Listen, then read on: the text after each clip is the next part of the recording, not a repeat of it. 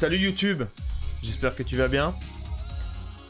C'est très simple, si cette vidéo te plaît, tu n'hésites pas à t'abonner, à mettre un petit pouce bleu et à la partager à tes amis, parce que c'est ça qui fait plaisir aussi. Comme vous le savez, et si vous ne le savez pas, et bien maintenant vous le savez, la NBA a fait son grand retour. Après, si je dis pas de bêtises, a été interrompu au courant du mois de mars. Donc ça fait, on va dire plus ou moins, on est parti sur presque 5 mois sans basket. Sans basket en termes de NBA. C'était dur. C'était dur parce qu'en vrai, voilà, quand vous êtes fan NBA, en fait, vous arrivez à un moment où votre saison... Elle commence au mois d'octobre et elle se termine au mois de juin avec les finales NBA. Et après ça, en fait, vous avez tout ce qui est intersaison, la free agency, c'est-à-dire le marché des transferts, des agents libres, etc. Qui rythme un peu l'été, mais on est un petit peu en manque de matchs, tu vois. On se dit, bon, il y a des gros coups qui peuvent tomber, mais voilà, pendant de fin juin jusqu'à mi-octobre, on est sans basket. Là, à cause de la crise du coronavirus, on a été sans basket du mois de mars jusqu'au mois d'août ici. Ce qui s'est passé, c'est que la NBA a mis en place tout un système pour pouvoir revenir, pour pouvoir offrir un minimum, une fin de saison normale. Et on va un petit peu en parler de ce côté normal avec des guillemets. Et donc la NBA est revenue à Orlando. La NBA est revenue à Orlando en Floride et pour être plus précis à Disney World. Ils sont sur le campus de Disney World, ce qu'ils appellent maintenant la bulle de Disney World, avec toutes les mesures de sécurité sanitaire possibles et imaginables. Des tests et des tests et des tests. Franchement... Il y a des joueurs qui ont été positifs, il y a des joueurs qui ont dû quitter la bulle pour des raisons familiales, etc., etc. Ça a été un... En fait, on a vite mis ça en avant comme quelque chose d'incroyable en se disant « Waouh, ça va fonctionner ». Puis quand on a commencé à avoir eu... Quand on a commencé à voir les premiers cas de coronavirus tomber du côté des joueurs, etc., là, on a commencé à avoir à se poser des grosses questions. On s'est dit, merde.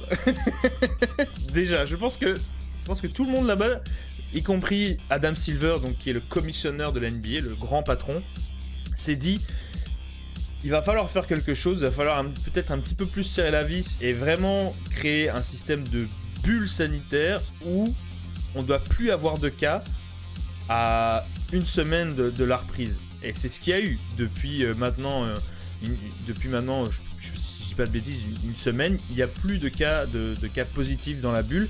Et donc ils ont pu reprendre sainement. Je pense qu'en termes de psychologie sur les joueurs, ça a dû vraiment jouer beaucoup parce que vous avez des gars de votre équipe qui sont positifs, du coup vous posez quand même pas mal de questions. C'est donc quand même une situation un peu particulière à gérer en tant que commissionneur, donc grand patron, en tant que joueur, en tant que coach, membre de staff, etc. Enfin bref, c'est vraiment tout un système qui paraît comme ça de base assez simple quand on dit bah ils sont dans leur bulle, de toute façon comme ils sortent pas, c'est pas possible qu'ils soient positifs. Ah bah, on se rend compte qu'en fait si c'est possible. Donc ici ce qui s'est passé ces dernières semaines, il y a eu ce qu'on appelle des matchs amicaux, des scrimmages en anglais. Donc les équipes NBA sont revenues au petit trot. Hein. On va dire que c'était des matchs entre les équipes, mais des matchs amicaux. C'était vraiment, en fait, c'est vraiment juste pour se chauffer en vrai. Quand j'ai regardé quelques matchs, on voyait très bien que les joueurs, c'est pas qu'ils avaient perdu leur talent, mais que les mecs revenaient tout doucement, quoi. Il fallait qu'ils se chauffent et que... En gros, d'habitude, un joueur va s'entraîner, va s'échauffer un petit peu avant le match. Là, ces matchs-là étaient un échauffement quasiment au complet.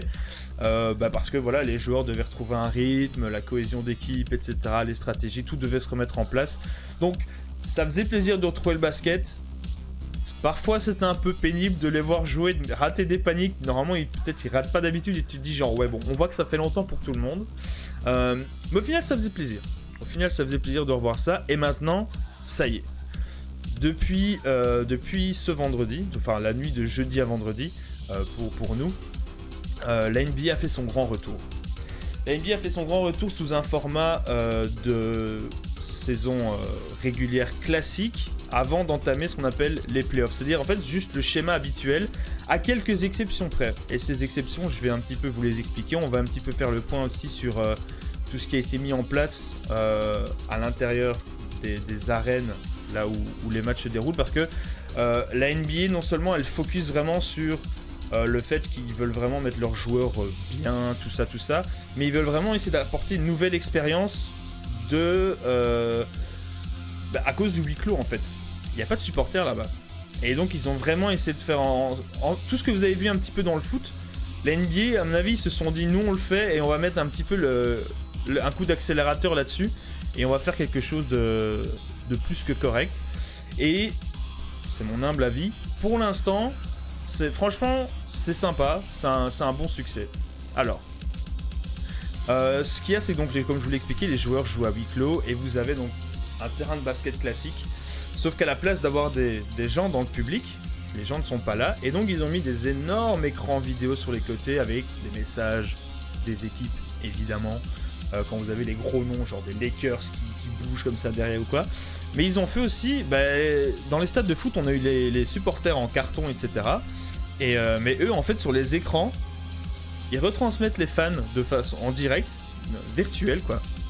C'est assez impressionnant parce que vous voyez vraiment tous les gens sur l'écran. Bon, vous voyez évidemment quand il y a un panier, ça réagit avec un petit peu de décalage. Mais ça résonne parce que les gens réagissent. Il y a même des anciens joueurs qu'on voit apparaître à un moment comme ça parce qu'ils arrivent à s'incruster dedans. C'est très très drôle. Et le système fonctionne très bien parce que la NBA veut axer ça sur un côté très virtuel mais social. C'est-à-dire que les gens peuvent en fait correspondre avec leurs voisins via une application. C'est-à-dire que sur l'écran, vous êtes... techniquement, il n'y a personne à côté de vous, mais quand on vous regarde à la télé, vous êtes à côté de quelqu'un. Et sur votre application, en fait, vous pouvez interagir avec cette personne. C'est comme si vous étiez à côté d'elle dans le stade. C'est très bizarre, mais personnellement, je trouve ça incroyable. Je trouve ça incroyable comme truc. C'est vraiment essayer de mettre un maximum le public dans ces stades sans qu'il soit là, en fait. Ça, on remplacera pas. C'est impossible de remplacer le public. Mais franchement, chapeau à l'organisation d'avoir pensé à ça, d'avoir réussi à le mettre en place. À voir comment ça va se passer pour les prochains matchs. Et je vous expliquerai plus tard pourquoi le public peut être très important en NBA. Je vais répondre à quelques questions. Parce que je vois là qu'il y a Momo qui a posé une question. Ils jouent avec des masques. Alors non. Quand ils sont sur le terrain, ils jouent pas avec des masques. Donc, techniquement, ils font des tests tous les 2 ou 3 jours. Aux dernières nouvelles, que des cas négatifs, enfin aucun test positif.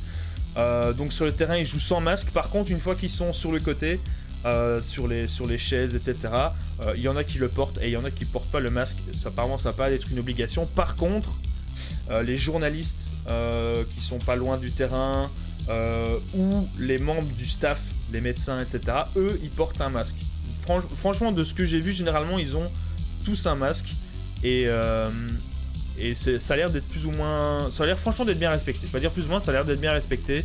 Pareil pour les interviews d'après-match, dans une espèce de mini-salle de conférence, pour les conférences de presse. Tout le monde a son masque, même les joueurs le portent. Une fois qu'ils sont assis, ils le retirent et quand ils sont finis, hop, ils le remettent et ils s'en vont. Mais voilà, j'ai vu des joueurs qui le portent comme vous voyez des gens parfois, c'est-à-dire vous mettez le masque comme ça et on voit votre nez, etc. Bon, on va pas revenir sur ce débat, mais il y a une façon de porter un masque et apparemment il y en a qui inventent d'autres façons que ça. Donc, voilà. C'est un sujet qui est très controversé en ce moment, c'est le port du masque. Apparemment, il y a 18 000 façons de le porter, mais voilà, on va rester focus sur la NBA. Donc, il y a eu tout ce côté très social mis en avant avec, comme d'habitude en basket, pour ceux qui regardent et ceux qui ne regardent pas, je vous invite à regarder des matchs avec public et maintenant du coup à les regarder sans. Vous avez à chaque fois ce DJ qui met du son, etc., qui met de la grosse musique, qui essaie de faire réagir. Je pense qu'ils ont mis des bruits virtuels façon NBA 2K, si je dis pas de bêtises. Donc voilà, ça je sais pas trop. mais sachez qu'on entend le public à un moment, mais que je pense que vu ceux qu'on voit sur l'écran, c'est peut-être pas forcément eux qui réagissent en direct. Parce que le son est beaucoup trop synchronisé avec les paniers et pas avec le public qu'on voit derrière les écrans. Donc ça c'était un peu le côté social, le côté technologique. Mais il y a aussi, avant qu'on parle réellement du côté très technique de la NBA, de son retour, il y a aussi un truc très très très important qui tient à cœur à la fois la NBA elle-même, mais aussi les joueurs, les coachs, le staff, etc.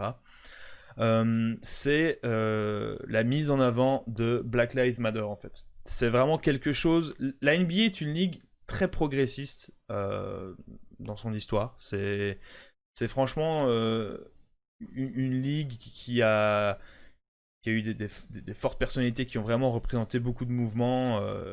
Pour en citer que quelques-uns, on a eu des Bill Russell, des Karim Abdul-Jabbar, ce genre de joueurs qui étaient très impliqués dans le combat social. Et donc, ils mettent vraiment ce côté Black Lives Matter en avant, de plusieurs façons. Vous avez sur le parquet le gros dessin écrit Black Lives Matter en grand sur le parquet. La NBA aussi autorisé les joueurs à mettre des messages à la place de leur nom dans le dos. C'est pas obligatoire. On a vu certains joueurs comme James Harden ou LeBron James, qui sont quand même des figures très importantes de la NBA actuelle, qui ont décidé de jouer avec leur maillot de base, c'est-à-dire juste avec leur nom à eux. Et ils ont expliqué pourquoi ils faisaient ça, et ça n'engage qu'eux. Mais voilà, les joueurs ont l'occasion de mettre des différents messages dans le dos. Black Lives Matter, Equality, Social Justice, ce genre de trucs. Et franchement, je vous invite à aller voir sur Twitter ou quoi, il y a moyen de trouver plein des galeries photos avec tous les messages possibles et imaginables qui ont été mis sur le dos des joueurs. Et aussi, dernier truc pour parler de ce sujet, la NBA diffuse des spots vidéo très engagés pour ce combat-là.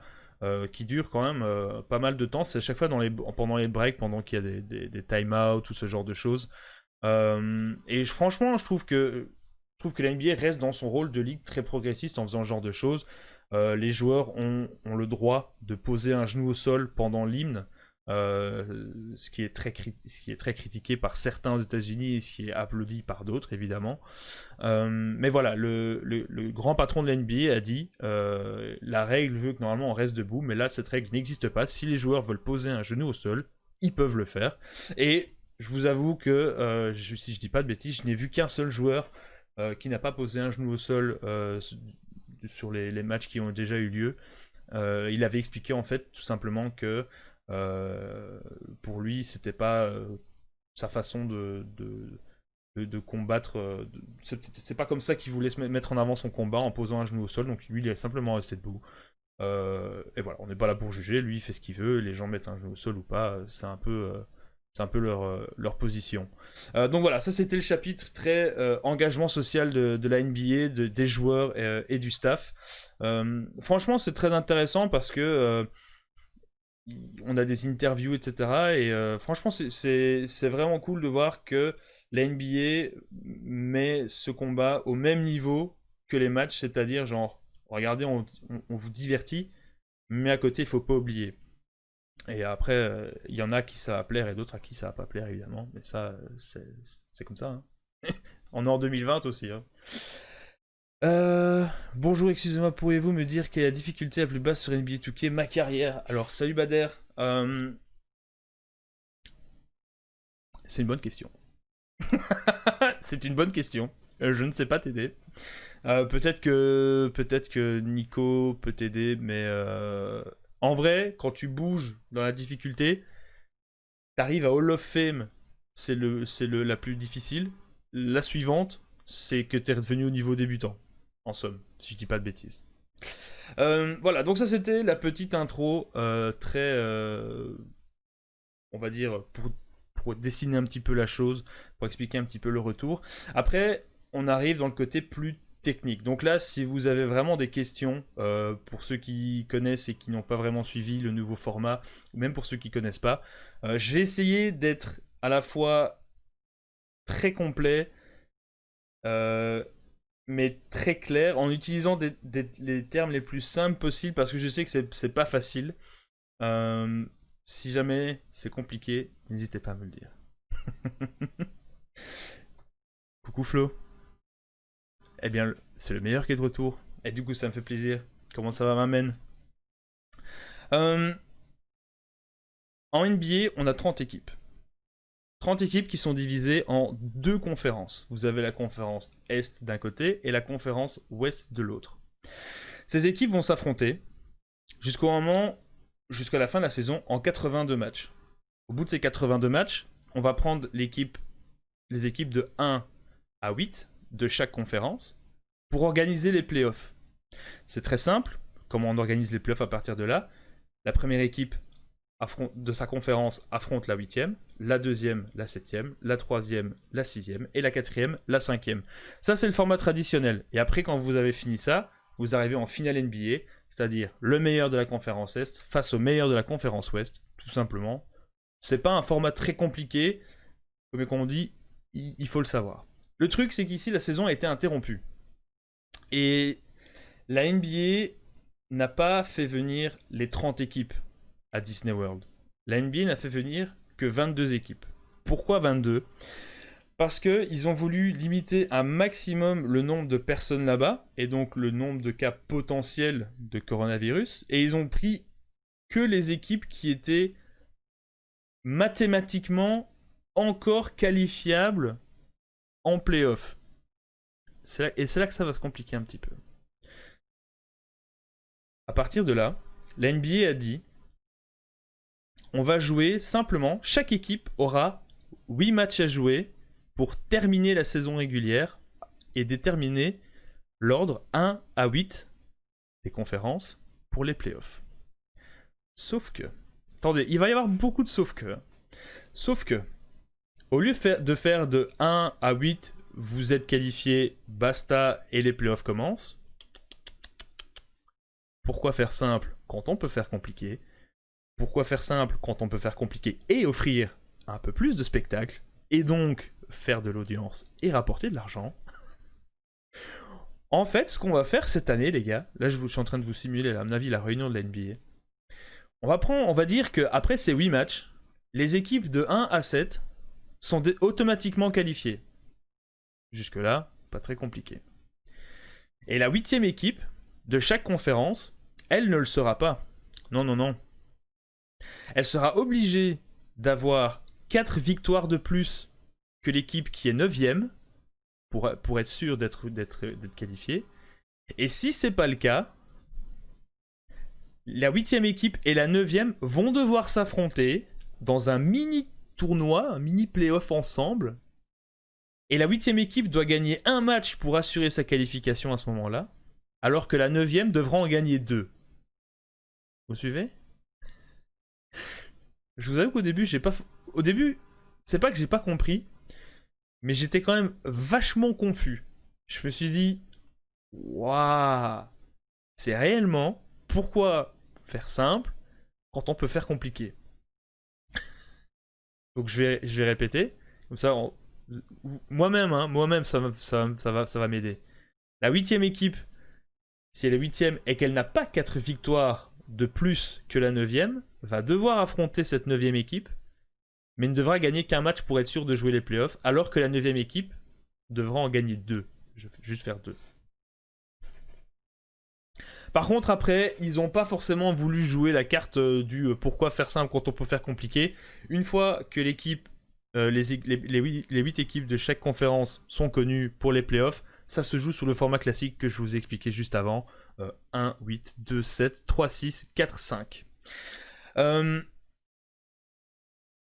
Petit truc à savoir aussi en playoff, d'habitude, quand on joue en période hors coronavirus, c'est-à-dire jusqu'au mois de mars 2020, les équipes classées de 1 à 4 avaient ce qu'on appelle l'avantage du terrain. Je vous en ai déjà un petit peu parlé quand on était en stream sur NBA 2K.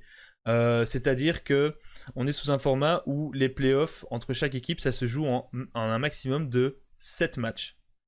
Et en fait, les équipes classées de 1 à 4 ont l'avantage du terrain, c'est-à-dire qu'elles auraient, si on va au bout du Game 7, comme on dit, l'avantage de jouer 4 matchs à domicile, devant son public. Et c'est quelque chose qui a un petit peu travaillé la NBA, qui travaille encore un petit peu, qui trotte un petit peu encore dans la tête, à mon avis, de la NBA, des journalistes et des fans, c'est de se dire comment est-ce que tu veux retranscrire ce côté à domicile, alors qu'en fait, tu joues tout au même endroit, qu'il n'y a pas de fans, donc pas de déplacement des équipes qui doivent peut-être se déplacer d'un état à un autre, qui ont 3 heures de vol, etc. C'est très compliqué. Je vous avoue que j'ai pas encore tous les éléments pour savoir réellement comment ils vont faire. Je pense que ça va être quelque chose qu'il faudra voir sur le moment même. Et on pourra, je pense qu'à ce moment-là, quand on aura vu ça, on pourra même en redébattre sur la chaîne ici. Ça sera très intéressant de voir comment ils ont mis ça en place. Mais voilà, il y a encore quelques petites interrogations par rapport aux équipes, de se dire, bon, si on finit parmi les bonnes équipes, à quoi ça va réellement nous servir de se dire on est à domicile alors qu'en fait ce domicile ne vaut rien entre guillemets. Et c'est beaucoup de guillemets pour cette fin de saison, notamment sur le fait qu'il y a beaucoup de gens qui se posaient la question de se dire est-ce que ce titre va avoir la même valeur en fait que les titres précédents qui ont été décernés quoi. C'est une question, après ça c'est une question ouverte à débat. Et je vous invite, que vous soyez connaisseur ou pas, à me dire si pour vous, avec une pause aussi longue, avec une réduction du nombre de matchs, etc., avec le côté, il n'y a pas forcément de domicile extérieur, etc., est-ce que vous pensez qu'en fait, ce titre va avoir la même valeur qu'un autre ou pas, hein, si vous dites non, moi je trouve que franchement l'équipe qui va gagner, bon, elle sera championne, mais voilà, il y aura peut-être moins de mérite, etc., parce qu'il y aurait des conditions différentes. C'est vraiment une question ouverte à débat en vrai. Et mon avis là-dessus, c'est que effectivement, je dirais pas que l'équipe qui sera championne aura moins de mérite en fait, mais il y aura d'office,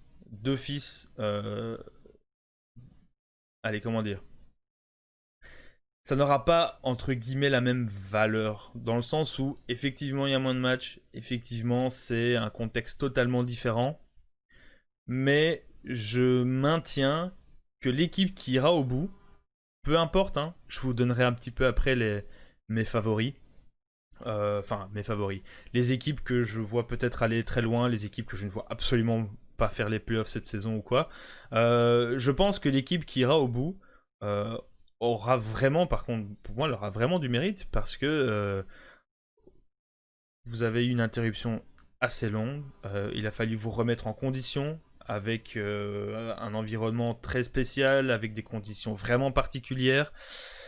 Ça joue vraiment, je pense que ça joue beaucoup sur le mental. Je pense qu'en termes de physique, les joueurs sont là. Franchement, de ce que j'ai vu des 4 matchs que j'ai regardés, les joueurs sont là. Franchement, les joueurs sont prêts. À part peut-être quelques-uns, mais ça on y reviendra. Mais ça va surtout jouer sur le mental, et donc je pense que l'équipe qui aura le meilleur mental, les joueurs qui pourront se dire ok, les conditions sont là, les conditions sont telles, mais c'est pas grave, on joue, on va jusqu'au bout. Pour moi, ça n'enlèvera pas la valeur du titre. Même s'il y a moins de matchs ou quoi que ce soit, je pense que l'équipe qui arrivera jusqu'au bout sera très méritante. Et que ce soit une équipe que j'apprécie ou que je n'apprécie pas, félicitations, parce qu'il faut y aller, quoi. Il faut le faire. Il faut vraiment, que ce soit les coachs ou les joueurs, il faut step up en fait. C'est vraiment le moment où, enfin, comme je vous ai dit au début ici, ils ont fait des matchs d'entraînement avant le grand retour de la saison. Là, c'était un petit peu le moment pour déconner si tu voulais ou quoi. Maintenant, t'as 8 matchs pour te remettre sérieusement en condition. Vous avez des équipes qui sont sûres et certaines de jouer les playoffs. Vous en avez d'autres qui doivent tout faire pendant ces 8 matchs pour décrocher un spot en playoff. Il faut pas déconner en fait. Parce que même si ces équipes qui sont peut-être sûres d'être qualifiées en playoff se disent on lève le pied, une fois que tu arrives en playoff, mon gars, il va falloir vraiment faire gaffe. Parce que t'as pas le droit à l'erreur maintenant. T'as vraiment pas le droit à l'erreur. alors que normalement il devait rester peut-être un peu genre 15 matchs je crois, il devait rester un petit peu près à peu près le double de match. Et donc ouais, ce sera très intéressant de voir comment ça va se dérouler. Et ça me permet de faire la transition en parlant de match sur ce qui s'est passé pour le grand retour de la NBA que j'ai vraiment attendu. Je vous avoue que jouer à NBA 2K sur cette chaîne, parler de basket, voir plein d'infos sur le basket, j'avais qu'une seule envie en fait. J'avais qu'une seule envie, c'était de retrouver la NBA quoi.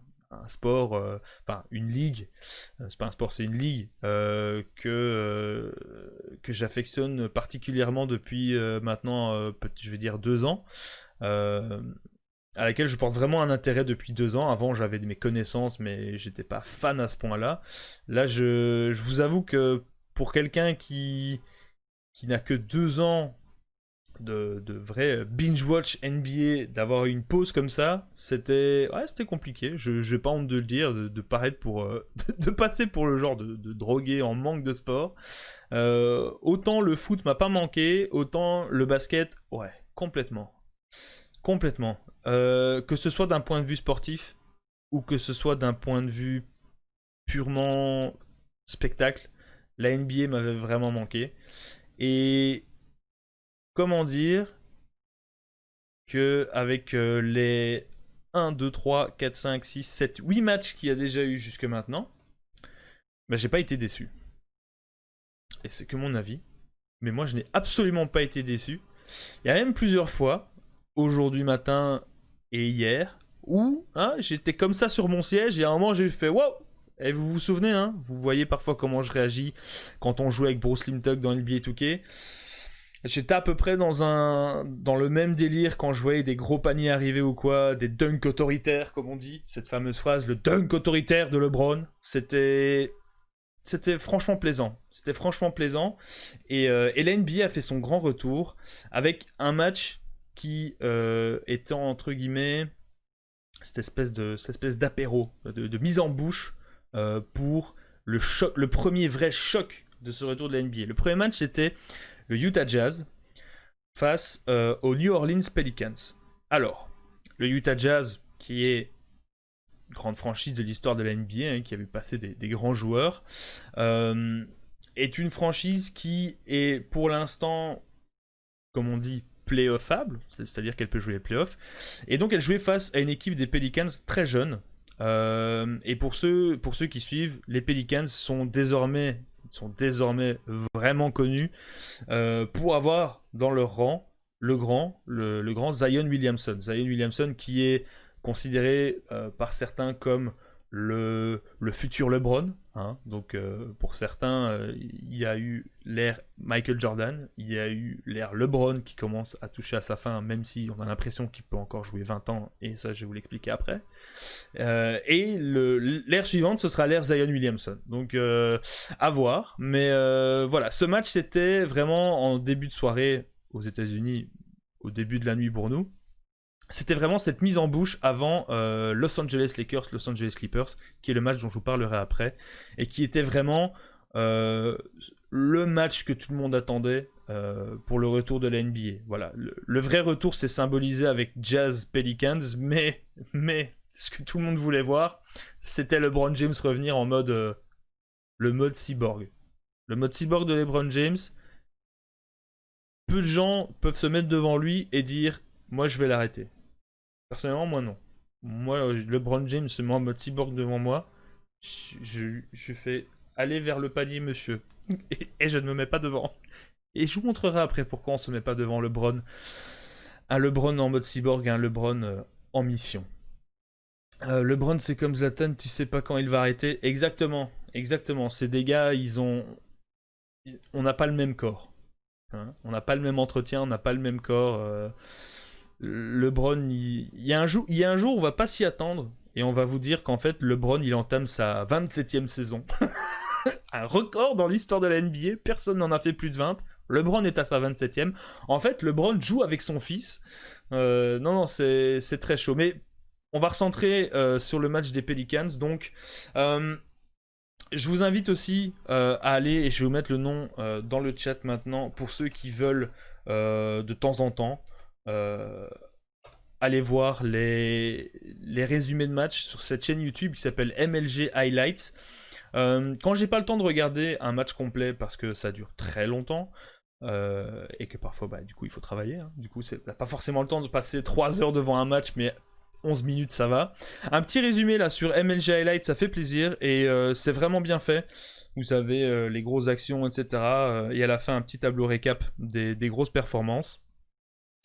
Et donc ce Jazz Pelicans, ce qui s'est passé, c'est que on s'attendait à ce que les Pelicans arrivent le couteau entre les dents, avec un gros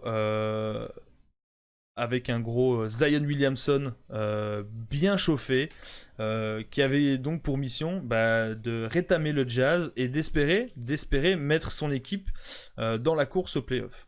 De remettre son équipe dans la course au playoff. Il y a eu 2 problèmes là derrière. Un, c'est que ça s'est pas passé comme prévu. Ça s'est pas passé comme prévu. Et 2, c'est que Zion Williamson, pour ceux qui, à heure européenne, étaient restés debout pour le voir jouer, j'espère que vous avez quand même été dormir à un moment, parce que sinon vous avez été déçus. Parce que Zion n'a pas joué beaucoup. Zion n'a pas joué du tout. Enfin, si, il a joué, mais franchement, il a été très fortement ménagé. Il a ce qu'on appelle du load management en NBA. Le load management, c'est le fait de reposer, ça s'applique surtout aux stars, de reposer ses stars pour les ménager pour les rendez-vous plus importants. Et donc c'était un peu le cas de Zion ici dans ce match, c'est que Zion n'a pas joué beaucoup. Zion nous a quand même sorti 13 points et une passe décisive, ce qui est respectable, mais n'est pas une ligne de stats qu'on aurait si Zion avait joué les minutes qu'il doit jouer normalement. Je pense qu'il a joué 18 minutes, alors que d'autres peuvent jouer 35-36 minutes dans un match en temps normal. Donc, de là à dire que c'est ce qui a fait défaut aux Pelicans, je ne sais pas, mais de mon avis, si on a ménagé Zion pour ce match-ci, il va vraiment falloir le mettre pour les autres matchs, sinon ça va pas aller. Et ça n'engage que moi, évidemment. Coucou Silvercrow, comment ça va? Comment ça va? Bienvenue sur ce stream un peu podcast de la NBA. Alors, ce qui s'est passé dans ce match aussi, c'est que, évidemment, vous avez dans un match NBA, c'est divisé en 4 cartons à chaque fois. Comment dire? Les performances en termes de points sont à mettre au crédit des Pelicans, avec un Brandon Ingram qui nous tape quand même 23 points et 8 rebonds, ce qui est quand même très très très lourd. Jrue Holiday avec 20 points et JJ Redick avec 21 points. C'est quand même 3 joueurs avec 20 points. Ça commence à être du solide. Mais le problème, c'est que ce n'a pas suffi. Ça n'a pas suffi parce qu'en face, on avait Jordan Clarkson et Mike Conley avec 23 et 20 points, et Donovan Mitchell à 20 points aussi. Donc ils avaient aussi 3 joueurs avec 20 points. Et ça n'a pas suffi parce que le Jazz a gagné 106-104. Et dites-vous que jusque dans les dernières secondes, c'était 104-104 jusqu'à ce que Rudy Gobert, en fait, aille au panier, prenne une faute, et contre toute attente, moi-même j'étais surpris quand j'ai regardé le match, en fait, mettre ces 2 lancers. 2 lancers qui ont été importants vu que ça fait 106-104. Derrière ça, les Pelicans n'arrivent pas à revenir. Et ça se termine, et c'est la win pour le Jazz, une win importante en fait, qui les relance un petit peu, qui les replace bien dans la course aux 4 premières places, donc pour avoir ce qu'on appelle l'avantage du terrain. Mais c'est surtout une sale défaite pour les Pelicans. Parce que les Pelicans ne sont pas dans une posture favorable, ils sont 11e. Je vous rappelle que c'est les 8 premiers qui sont qualifiés. Peut-être si vous avez la chance d'être 9ème, vous pouvez jouer ce mini tournoi. Mais donc les Pelicans sont 11e avec 4 victoires de retard sur la 8ème place. Tu viens déjà de griller une cartouche parce que t'as que 8 matchs, donc il t'en reste 7. Et tu vas devoir en plus rattraper 4 wins. Ça commence à devenir compliqué. Ça commence à devenir très compliqué, sachant que le prochain match des Pelicans, c'est contre les Clippers. Et les Clippers, ça c'est du très très lourd. On va y venir dans quelques instants. Les Clippers, c'est du lourd, et donc ça pue complètement en fait. Ça pue pour les Pels.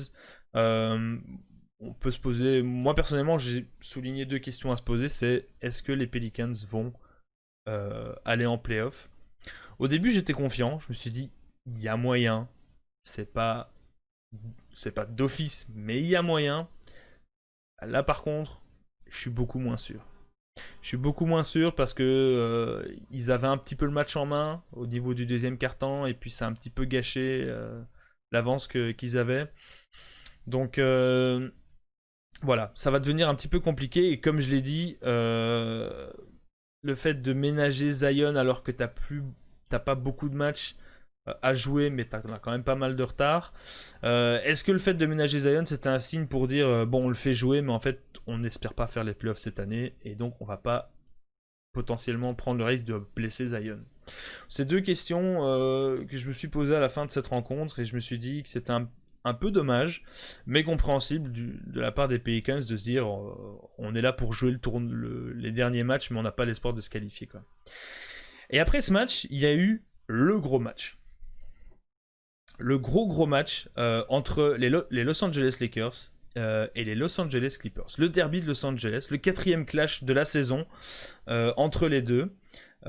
Et là, par contre, si vous vouliez voir du spectacle, il y en avait. Comme on dit, s'il y avait des gens dans le public, ils en auraient eu pour leur argent. Franchement, du très très lourd. Ça s'est renvoyé la balle pendant 4 quarts-temps avec un premier quart-temps archi dominé des Lakers, alors qu'en fait, deuxième quart-temps archi dominé des Clippers. L'intensité, elle était là. L'intensité était là. Il y avait un gros travail défensif de la part des 2 équipes. Moi, franchement, je pense même qu'on peut souligner le travail défensif de Paul George qui a fait vraiment du gros taf. Et surtout en face, LeBron James et Anthony Davis. Ouais. LeBron James et Anthony Davis, c'est quand même un duo très très sale. Bon, en face, c'est pas non plus pour rigoler. Hein. Kawhi Leonard et Paul George, c'est pas pour rire.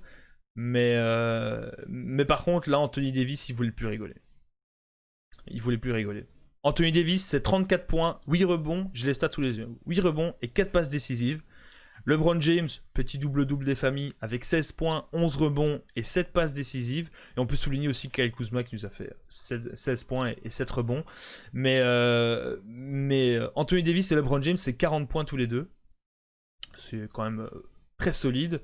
40 points, 19 rebonds et 11 passes décisives combinées. C'est du très très lourd. Et en face, on n'était pas en reste non plus. Hein. Paul George avec 30 points et Kawhi avec 28 points. Vous vous rendez compte? On est quasiment à 60 points combinés. Comme on dit, c'était pas suffisant. Parce que les Lakers ont gagné. Et ouais. Les Lakers ont gagné sur un panier de LeBron dégueulasse. Hyper clutch, incroyable, mais dégueulasse.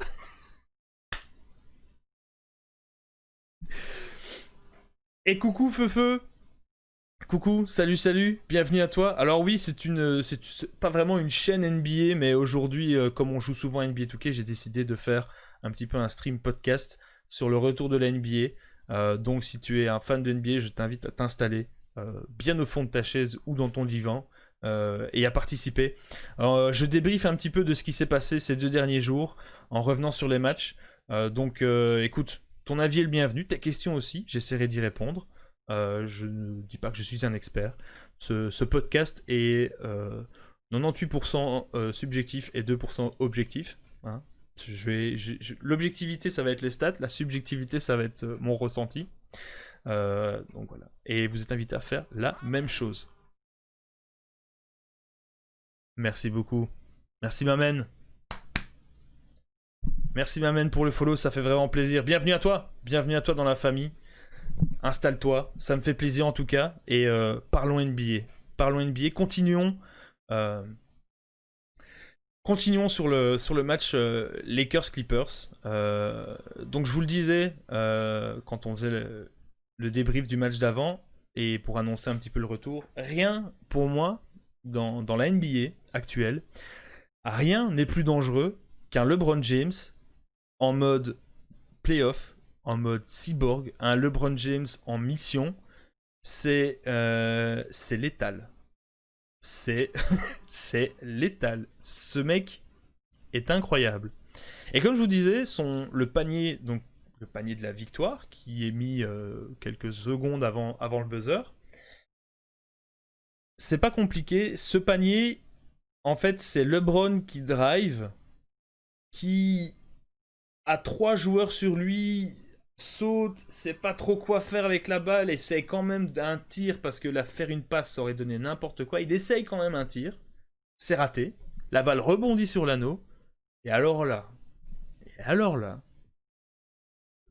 le mec, il y a 4 joueurs des Clippers qui sont sous l'anneau, qui regardent la balle, comme ça, et il y a LeBron qui arrive de derrière, qui récupère son propre tir raté, et qui te fait un putback tranquillement, et ça fait 103-101, et derrière les Clippers, ils sont sur le cul, ils sont jamais revenus, pour les quelques secondes qui restaient, ils sont pas revenus, et c'est la win pour les Lakers.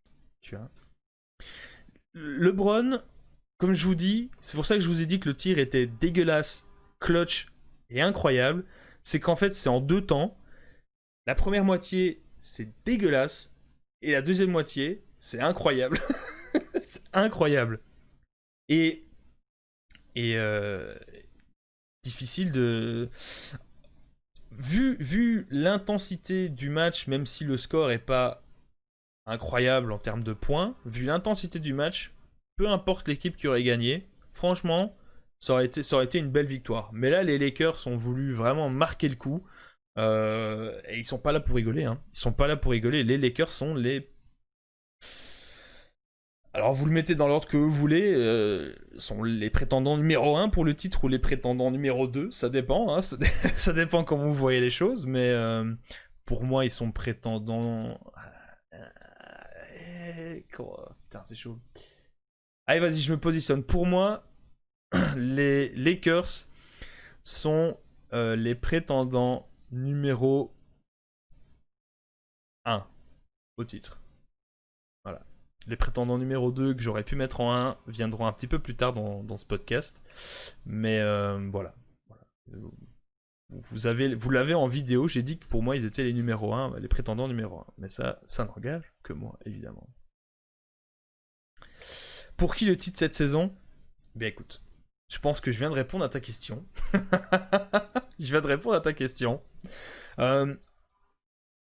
Si tu me permets, si tu me permets, est-ce que tu peux reposer cette question quand j'ai fini les matchs, quand j'ai fini de débriefer les matchs et quand on arrive sur la fin du podcast avant de jouer NBA 2K ?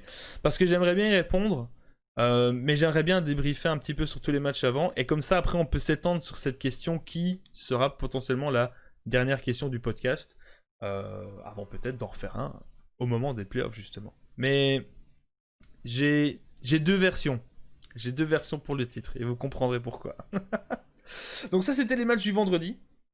Pas des gros scores par rapport à ce qui va tomber après. Croyez-moi, c'était pas des gros scores.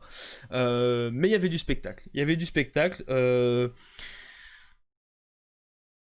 vais dire, le plus, c'est LeBron. Et le moins, c'est le management de Zion. Où je m'attendais peut-être à le voir un petit peu plus pour le retour, à le voir un petit peu fracasser les arceaux, être un peu en mode Shaquille O'Neal comme ça. Un petit peu, je vais dire un moins. Bon, ils sont sûrement, comme j'ai dit, ils ont sûrement leur raison, mais je reste un petit peu sur ma faim. Voilà.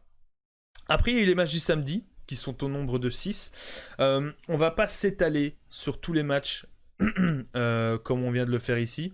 Sur les 6 matchs, j'ai voulu vraiment focus sur 2. Ce sera les 2 derniers. On va revoir premiers matchs rapidement et on va focus sur les 2 derniers. On va focus sur Bucks Celtics et sur Mavs Rockets. C'était vraiment pour moi les 2 gros matchs à regarder de cette nuit. Mais sinon, il y en a eu 4 autres. 4 autres qui avaient leur degré d'importance.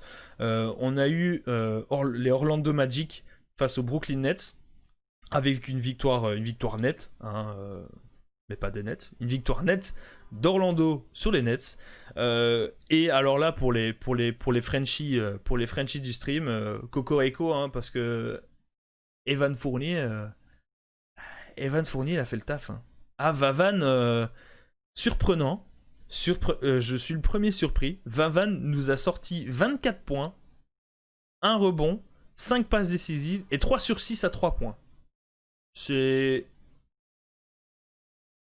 Ça a le mérite d'être souligné. Franchement, très très grosse performance.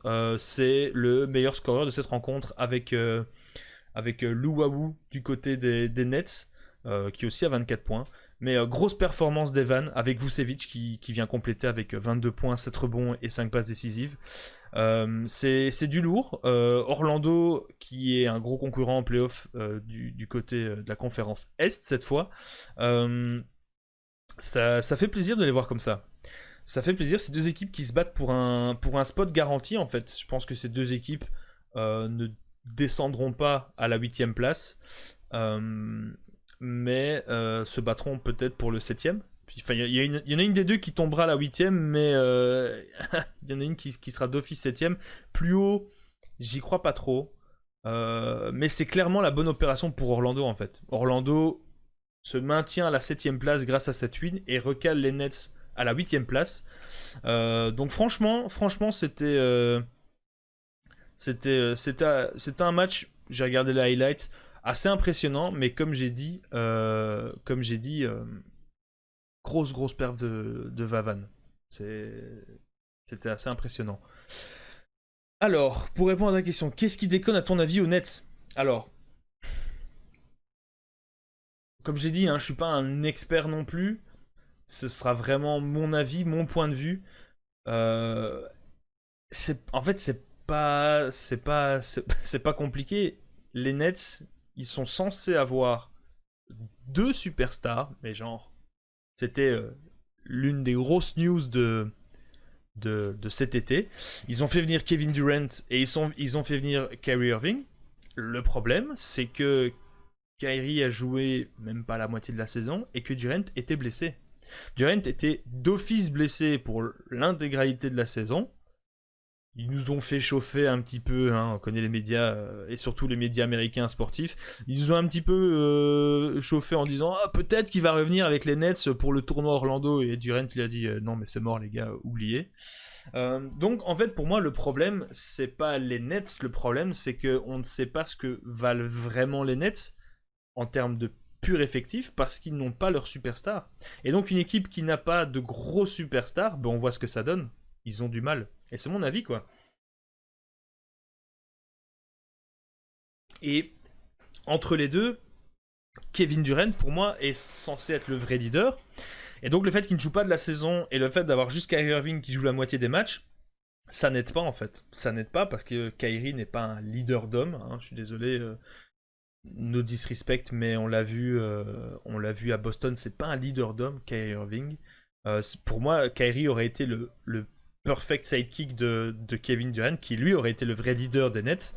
Mais voilà, il faudra attendre. Pour moi, les Nets, difficile de juger cette année-ci, parce qu'ils ont eu des complications en termes d'effectifs. Je pense que si je devais juger réellement l'effectif des Nets, ce sera l'année prochaine. Avec Kevin Durant qui revient, avec Kyrie qui va jouer plus de matchs, j'espère. Je veux pas descendre les Nets sur leur saison maintenant, même si elle n'est pas incroyable. Je veux attendre l'année prochaine. Par contre, s'ils font la même saison avec Kevin Durant et Kyrie Irving, là on va rediscuter. Là on va rediscuter parce que franchement, ce sera très très chaud. S'ils n'arrivent pas à faire mieux que ça l'année prochaine avec ces 2 stars-là, ça va être très très chaud en vrai. Kiki a pas les épaules de leader et très déçu par Boston. Ah oui, ça c'est Ça, Boston, on va en revenir dessus plus tard, mais je suis d'accord. Je suis d'accord. Le deuxième match de samedi, c'était les Memphis Grizzlies face aux Portland Trail Blazers, donc les Grizzlies de Ja Morant face aux Blazers de Damian Lillard et de CJ McCollum, et un peu de respect pour l'homme, Carmelo Anthony. Ce Carmelo Anthony, on va en parler dans ce débrief. C'est un match qui s'est joué en overtime. Un peu l'équivalent des prolongations en fait en football. Quand vous êtes à égalité après 4 quarts-temps, vous allez dans ce qu'on appelle l'overtime. Si je dis pas de bêtises, vous en avez 2 maximum. Je sais même pas vous dire ce qui se passe après parce que généralement il y a toujours une équipe qui gagne. Mais dans ce match-ci, il n'y a eu qu'un seul overtime. On a eu en moyenne 30 points par équipe par quart-temps. Je trouve personnellement que c'est énorme. Et ben, on le voit au score. Hein. On le voit au score. C'est une victoire des Blazers en overtime. 140-135. C'est un score énorme. 275 points sur une soirée, rien que dans ce match-là, c'est dingue. Franchement, c'était un match assez spectaculaire, compliqué pour les deux équipes, mais comme on dit, le taf a été fait des deux côtés. Franchement, si ça se joue en overtime, c'est que c'est très serré. Du côté des Blazers, on a McCollum qui nous sert 33 points et 6 passes décisives. Damian Lillard, lui, le mec qui est en mode limite quasiment playoff tout le temps, 29 points, 5 rebonds et 9 passes décisives. Et puis on a le mélo, Carmelo Anthony, que certains jugeaient sur la fin et qui fait tout doucement fermer des bouches, hein, j'ai envie de dire. Je dirais pas que moi j'ai jamais douté de lui. Je partais juste du principe que si sa carrière devait s'arrêter aux Blazers et au fait que ça ne fonctionne pas, j'aurais été déçu, mais voilà, sa carrière était déjà sur la pente descendante, et là le gars nous sort 22 points, 7 rebonds, avec un tir à 3 points dans le chat. Franchement, vous êtes pas prêts. Ah, vous êtes pas prêts. Hein. Je vais vous montrer ça. Comme on dit, vous êtes pas prêts.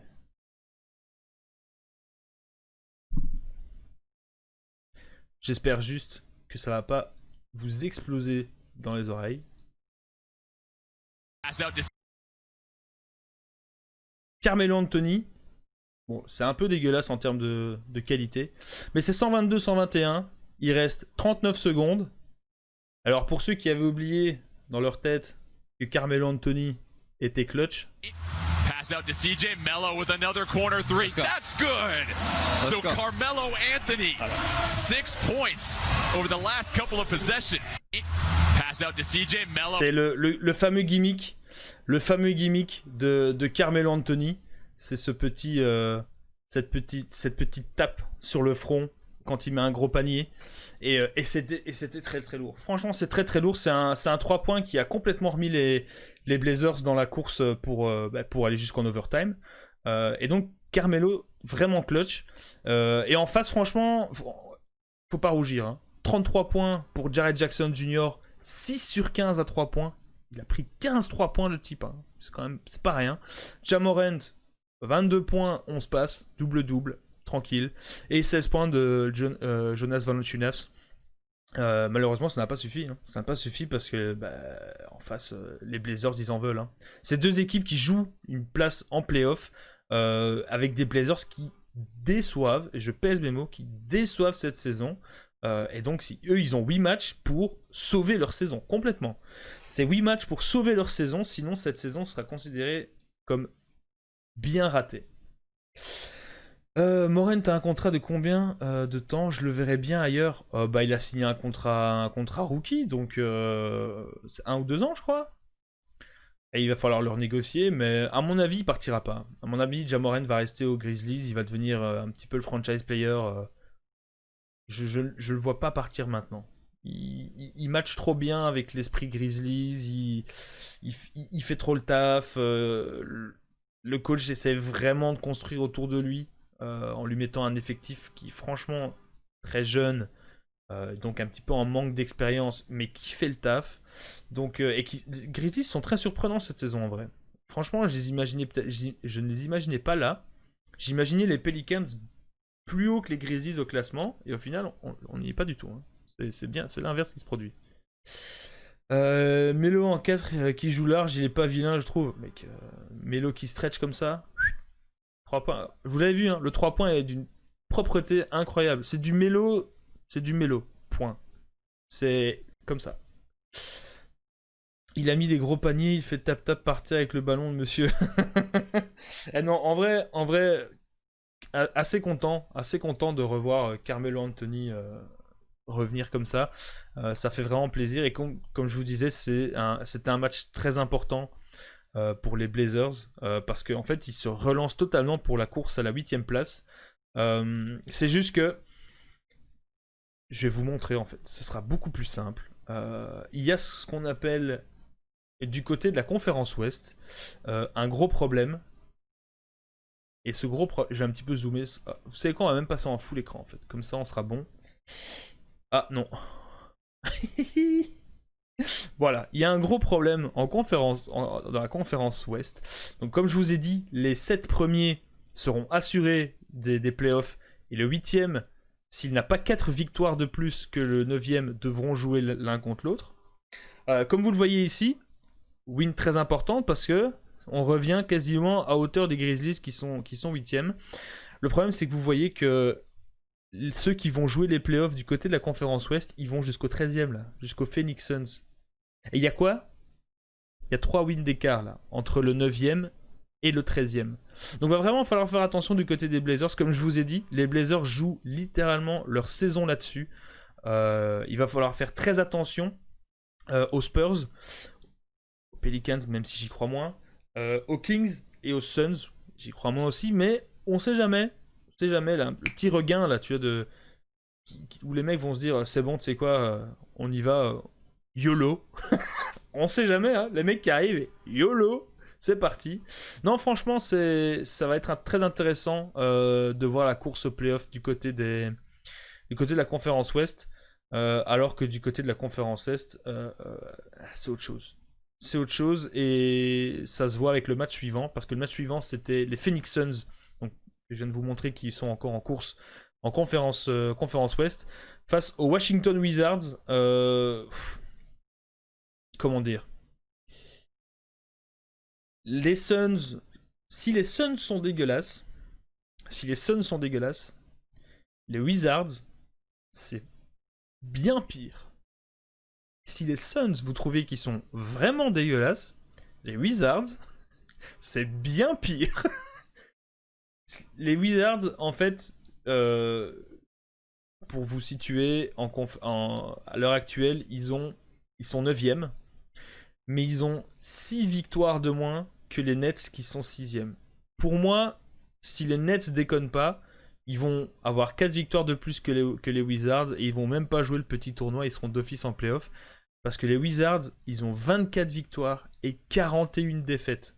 On parle d'une équipe avec un bilan de 37% de victoires qui pourrait peut-être aller en playoff. C'est dégueulasse. C'est dégueulasse. Et cet avis n'engage que moi. Mais je trouve que les Wizards sont une des équipes les plus dégueulasses de la NBA. Et c'est dommage parce qu'ils ont un très bon prospect. Rui Hachimura, donc, qui est un rookie, qui est arrivé cette année chez eux. Il sort quand même 21 points et 8 rebonds face aux Suns. Mais voilà, la défaite, c'est 125-112, quoi. 125-112. Je veux dire, le score est sans appel. Rui Hachimura, il met 21 points. Je peux même pas vous dire qu'il n'y a pas un autre joueur qui approche les 20 points de l'autre côté de chez eux. Alors que du côté des Suns, il y a Devin Booker qui met 27 points. Il y a DeAndre Ayton qui en met 24. Et il y a Ricky Rubio qui met 15 points et 9 passes. C'était un duel entre équipes considérées comme dégueulasses et la moins dégueulasse à gagner. Alors que Dieu sait que les Suns ont un énorme potentiel en termes de talent dans leur effectif, mais C'était un duel, un duel entre équipes dégueulasses, voilà. Donc pour moi, les Suns se relancent un minimum dans la course, mais j'y crois pas. Voilà. Je ne crois pas que les Suns arriveront à se mettre en 9ème place avec 4 victoires maximum par rapport au 8ème.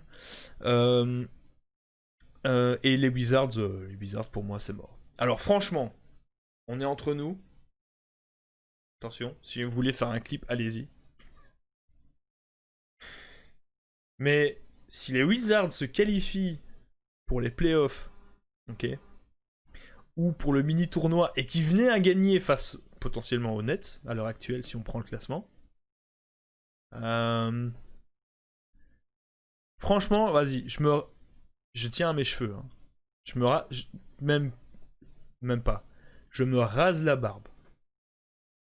Si les Wizards se qualifient en playoff à conférence Est, je me rase la barbe. Oh, celle-là j'ai osé, hein. Mais je vous jure que si ça se produit, je vais me chier dessus. Ah, complètement. Vous allez rigoler, et moi je vais rigoler un petit peu moins. Ça, je vous l'avoue que ça risque d'être compliqué si ça devait se produire. Mais je suis à peu près sûr de mon coup. Pour les connaisseurs dans le chat vont me dire non mais mec ça va c'est bon hein, faire un pari comme ça facile tu vois. C'est comme si tu disais si je sais pas moi si Wasland Beveren était champion en Belgique tu te rasais la barbe, si Evian Tonon Gaillard revenait en Ligue 1 et était champion tu te rasais la barbe. C'est signé, voilà, comme ça on est bon. Et on verra ce que ça donne. Alors, le dernier match avant les 2 plus grosses reviews, c'était entre les Sacramento Kings et les San Antonio Spurs. Les Kings qui sont une équipe très jeune, très talentueuse. Face aux Spurs, alors, pour les grands connaisseurs de NBA, les San Antonio Spurs, c'est une franchise de légende. Osons les mots. David Robinson, Tim Duncan, Manu Ginobili, Tony Parker, George Gervin. Il y a eu du monde. Popovich en tant qu'entraîneur. Il y a eu du monde qui est passé chez les Spurs. Il y a eu des grands champions et des grands joueurs. Pour les Frenchies, il y a eu Tony Parker. Hein. Tipeee, il était là-bas. Mais franchise qui peine. Depuis la fin de cette ère un petit peu Big Three entre Duncan, Ginobili et Tony Parker, il y avait l'époque avec Kawhi Leonard où on pensait que ça allait remonter. Finalement, Kawhi s'est barré avec tous les problèmes qu'il y a eu derrière. Et depuis, les Spurs, ça patauge un peu. Ça se qualifie en playoff depuis que Popovich a pris les rênes. Si je dis pas de bêtises, depuis que Greg Popovich coach les Spurs ont toujours été en playoff. Ça va. Ça va. Et bien là en fait c'est mal barré. Là c'est mal barré. Les Spurs ont gagné 129-120. Je vous avoue que si j'avais dû mettre une pièce sur ce match, j'aurais parié sur les Kings parce que les Spurs c'est vraiment pas ouf. Même si DeMar DeRozan est en double-double, hein, 27 points, 10 passes, que Derrick White est à 26 points, 8 rebonds, et que Rudy Gay est à 19 points et 8 rebonds, c'est une grosse performance, mais c'est des performances qu'on aurait aimé peut-être voir plus régulièrement lors du reste de la saison, parce que c'est très compliqué cette saison du côté des Spurs. Ça me ferait mal au cœur qu'ils soient pas en playoff, mais si je devais parier sur des équipes en playoff, malheureusement je ne mettrai pas les Spurs cette saison. C'est une équipe qui pour moi est en reconstruction. C'est une mauvaise saison du coup. C'est peut-être la dernière de Popovich. Ça fait mal hein, pour les fans de NBA, ça fait mal de dire ça. Que vous soyez fan des Spurs ou pas, la légende du coaching Greg Popovich qui prendrait sa retraite, ce serait chaud. Mais voilà, les Spurs font une mauvaise saison, les Spurs sont en reconstruction. J'aurais plus parié sur les Kings sur ce match-ci, mais avec un plus De'Aaron Fox qui met 39 points et 6 passes décisives. 39 points, alors que monsieur est à 1 sur 7 à 3 points. Hein. Monsieur est dégueulasse au tir à 3 points, mais il en met quand même 39, il met 39 pions derrière. C'est pas mal. Heureusement qu'il y avait Bogdan Bogdanovic pour être à 6 sur 11 à 3 points. Ça c'était bien. Ça c'est une bonne fiche statistique. Mais donc voilà, les deux équipes se battent pour ce fameux 8ème spot, voire peut-être le 9ème. Mais il y a 4 wins de retard, comme je vous l'ai montré. Et pour moi ça va être compliqué. Pour les deux équipes. Enfin, à la fin de ce podcast, je vous donnerai mon avis. Je vous dirai chez moi qui ira en playoff ou pas. Mais spoiler alert, ces deux équipes-là, je les mets pas.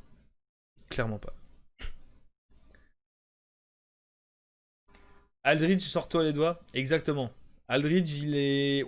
Waouh, c'est con. Ouais, franchement, la Marcus Aldridge, c'est très très compliqué cette saison. Les blessures, etc. C'est vraiment une saison noire pour Aldridge. Alors qu'en vrai, c'est un très très bon joueur. Mais saison très compliquée. Comme les Spurs en fait. La saison d'Aldridge est à l'image de la saison des Spurs, très compliquée. Je pense que les Warriors peuvent win. Bah, haute spoiler alerte. J'y crois pas. Et là on arrive aux deux méga duels de la nuit. Avec le premier, les Milwaukee Bucks de Giannis Antetokounmpo. Pour ceux qui savent le dire, hein, parce qu'apparemment il y a des commentateurs américains, ils en ont rien à foutre de le dire correctement. Et les Boston Celtics de Kemba Walker, de Jason Tatum, de Jaylen Brown et de Mamen Gordon Hayward. C'était franchement, je pense, un des matchs que j'attendais le plus de cette première salve de matchs de retour de la NBA. Parce qu'en fait, les Bucks sont actuellement leaders de la conférence Est, mais aussi leaders de la NBA. Je vais vous dire ça tout de suite. Les Bucks sont à 54 victoires. Juste pour vous dire, les Toronto est deuxième avec 8 victoires de moins. Ok ? Donc, hein c'est du très très lourd du côté des Bucks. Et puis il y avait face aux Boston Celtics qui sont troisième et qui jouent pour avoir l'avantage du terrain et pour peut-être avoir une match-up facile en playoff. C'était un bon match avec une bonne intensité. Et qui a tourné à l'avantage des Bucks. Ouais, les Bucks se sont imposés 119-112. C'est un match dans lequel les Bucks ont souvent dominé, mais où les Celtics n'ont rien lâché jusqu'à la fin du match. Alors, à la fin du match, c'était un peu plus compliqué. Et je vais revenir sur les stats, mais pour moi, il y a un homme qui doit, à mon avis, il a passé une mauvaise nuit, ou qui est en train de passer une mauvaise nuit là, à Orlando. Il s'appelle Jason Tatum. Jason Tatum, des Boston Celtics. On parle d'un gars qui nous a sorti 5 points, 7 rebonds. Ça c'est pas mal, 7 rebonds. Mais au tir, il a mis 2 paniers sur 18. Ok ? Faites le calcul dans le chat, le pourcentage. C'est compliqué, hein. 11%, je crois. Je crois que c'est 11%. 11% au tir, c'est dégueulasse. Et encore, il y a un des deux paniers, c'est les Bucks qui le mettent eux-mêmes. Ils veulent taper la balle pour la dégager, et en fait, ils la tapent et ils la mettent dans le panier. Et la règle NBA veut que quand une équipe met la balle dans son propre panier, c'est le joueur de l'équipe adverse le plus proche de l'anneau qui a les points, parce qu'on n'attribue pas ça à l'équipe adverse du coup. On attribue un joueur d'équipe qui marque, et du coup c'était Jason Tatum. Donc Jason Tatum est à 2 sur 18 au tir, dont 2 points sur les 5 qui viennent d'un auto-panier. C'est scandaleux. C'est honteux. Pour un joueur de son calibre, c'est... Waouh. Est-ce que j'irais jusqu'à dire que la défaite des Celtics vient du fait qu'il a fait un match pourri ? Oui, complètement. Complètement. Parce que Marcus Smart met 23 points, Jaylen Brown en met 22, Gordon Hayward met 17 points et 9 rebonds, 6 passes, m'amène, et Daniel Theis met 13 points et prend 12 rebonds. Si à ça t'ajoutes un Jason Tatum qui sait faire quelque chose de ses 10 doigts dans ce match-là, parce qu'apparemment le mec était pas là, franchement, les Celtics, pour moi, les Celtics gagnent. Parce qu'en fait, en face, on a eu un Giannis, évidemment, Giannis, et là, encore une fois, ce n'est que mon avis. Pour moi Giannis est le MVP de cette saison. No disrespect envers LeBron, Giannis. Juste Giannis. Leader de la meilleure équipe NBA, avec des stats en moyenne de porc. Pour moi, Giannis est MVP. Et il l'a encore prouvé ici. 36 points, 15 rebonds, 7 passes. Merci, au revoir. Et genre, rentrez chez vous, tu vois. Ne restez même plus avec nous, Orlando. Rentrez chez vous, ce combat. Donc, c'était vraiment lourd de la part de Giannis. Et ce gros flop de Jason Tatum qui fait mal aux Celtics. Parce qu'avec ça, les Celtics, en fait, ce qui se passe, c'est qu'ils laissent l'opportunité au Miami Heat de potentiellement revenir et de peut-être prendre cette 3e place si ça va mal pour eux. Et pour revenir sur ce que vous disiez dans le chat, Boston décevant cette saison. Décevant mais pas dégueulasse, soyons clairs, Boston n'est pas dégueulasse, Boston est 3e, c'est un spot qui leur convient, mais en fait on attendait vraiment, moi particulièrement dans ce cas-ci, j'attendais beaucoup en fait. J'attendais beaucoup des Celtics. Je les aurais pas mis premiers, mais je les aurais par exemple mis devant les Toronto Raptors. Ce qui n'est pas le cas. Et les Raptors, qui est une équipe que j'adore et que je respecte, je les aurais mis derrière les Celtics. Mais là par contre, si on me pose la question de savoir quel est le problème des Celtics, je saurais pas vous dire. Ils ont un bon coach. Ils ont un énorme effectif. L'effectif des Celtics est incroyable. Mais je sais pas. Il leur manque un vrai leader. Je sais pas. Kemba Walker, j'aime bien. Est-ce que c'est vraiment un meneur d'hommes? Est-ce qu'il a le charisme pour amener une équipe comme ça au sommet? Je sais pas. C'est vraiment bizarre parce que, comme je vous dis, les Celtics font pas une saison dégueulasse, mais ils font une saison décevante par rapport à ce qu'on pouvait attendre d'eux quand tu vois l'effectif qu'ils ont. Donc voilà, et cette défaite pour moi symbolise un petit peu les Celtics de cette saison. Ils sont là, mais ils n'y arrivent pas en fait. Et le fait est qu'il faut se dire, quand ils vont arriver en playoff, on le disait pour Aldridge, mais eux aussi, il va falloir se sortir les doigts. Parce que si ça continue comme ça, tu vas peut-être te faire sortir en demi-finale de conf, et là, tu te feras pas pardonner.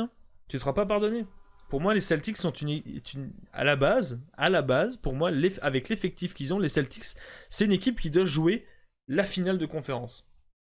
Je vais dire au minimum, même si pour moi, avec les Bucks en face, les Bucks sont en finale NBA. Mais pour moi, les Celtics, c'est une équipe qui doit normalement aller en finale de conférence.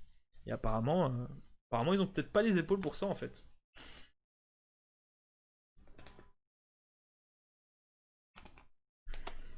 Alors oui, comme tu dis, Feu, peut-être qu'il manque un poste 5. C'est vrai qu'en poste 5, c'est pas archi dominant. Daniel Theis fait le taf ici, sur ce match-ci. Comme je disais, double-double, 13 points, 12 rebonds. Mais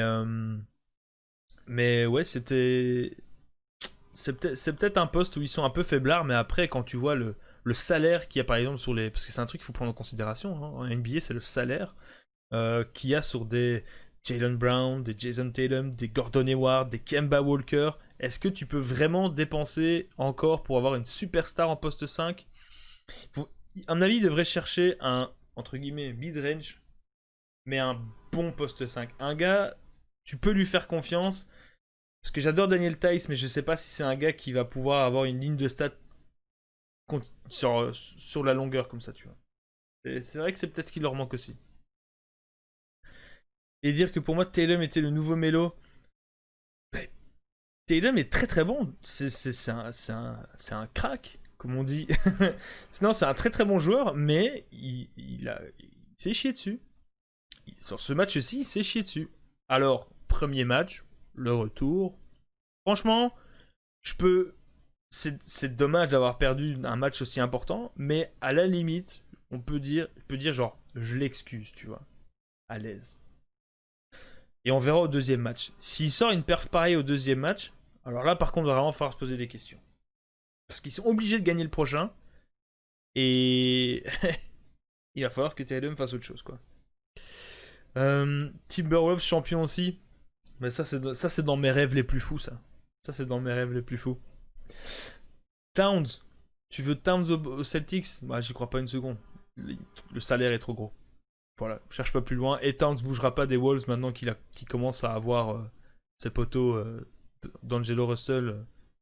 Peut-être Devin Booker. Mais non, Towns bougera pas. Déjà parce qu'il joue dans ma franchise. Ok, donc il bougera pas. C'est ma main, Karl Anthony. Mais puis son salaire est trop gros. Donc j'y crois pas une seconde non plus.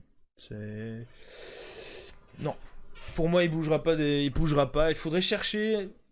Il faut pas chercher une superstar. Il faut chercher un mec d'un range en dessous, mais qui fait des bonnes stats, quoi. Qui assure en dessous de l'anneau. Et du coup, on arrive au dernier match de la nuit, celui que j'ai regardé ce matin à partir de 6h du matin, parce que j'étais levé très tôt aujourd'hui, merci à la chaleur. C'était Dallas Mavericks face aux Houston Rockets. C'était un gros duo face à un énorme duo. C'était un duo que j'aime bien face à un duo que j'aime moins, mais qui est foutrement plus talentueux. C'est Luka Doncic et Kristaps Porzingis que j'adore face à James Harden et Russell Westbrook. Et là, qu'on aime ou on n'aime pas, dans le genre spectacle cette nuit, waouh! Ça aussi, c'est un match qui va en overtime. Hein. Alors, j'y croyais pas une seconde. Hein. Quand j'ai vu l'évolution du score, j'y croyais pas une seconde. Mais ça, c'est un match qui va en overtime. Hein. Et les Rockets, ils vont gagner. Hein. Alors qu'ils sont menés toute la rencontre quasiment. Hein. Ils vont gagner 153-149. Ouais.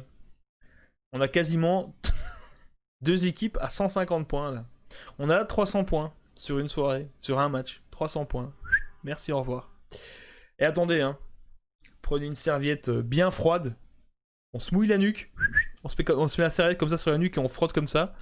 Parce que les statistiques... on va y venir. Hein. Les stats, on va y venir. Mais préparez-vous. Ça fait très très mal. Ça fait très très mal. Il y a eu du très très lourd. Donc, un match très disputé. Ça va en overtime. C'est des équipes qui... C'est une équipe qui fait une bonne saison, les Mavs, face à une équipe qui fait une saison en dents de scie, alors qu'ils ont un duo des enfers, les Rockets. Les Rockets qui sont 6ème, les Mavs qui sont 7ème, qui techniquement devraient assurer leur spot en playoff sans trop de difficultés, mais les Rockets, pour moi, font pas une saison extraordinaire du tout. Et par contre, ce soir, ils ont montré que même menés, les mecs arrivent encore à te sortir un truc derrière les fagots. James Harden, il nous a fait du James Harden. Je ne le supporte pas. Je ne supporte pas James Harden. Mais putain, quel joueur. En fait, c'est James Harden, il me rend bipolaire. James Harden me rend bipolaire. Je le vois jouer, je m'énerve. Il va faire un drive où il va faire un step back à 3 points. Ça va rentrer. Ça va me mettre dans tous mes états et je vais être genre... une seconde, je vais être là en train de m'énerver. La seconde suivante, il va mettre son panier, je vais être là comme ça. Ah, putain, sérieusement. Non, James Harden, c'est... Je vous dis, ce mec me rend bipolaire. C'est... Dallas a mené réellement toute la rencontre. Et ils se sont chiés dessus dans les dernières minutes du match. C'est incroyable. C'est incroyable.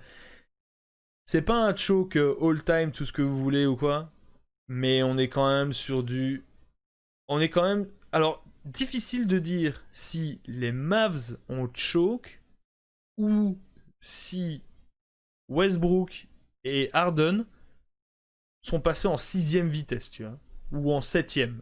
Ou en 8ème. Bref, les mecs, c'est incroyable.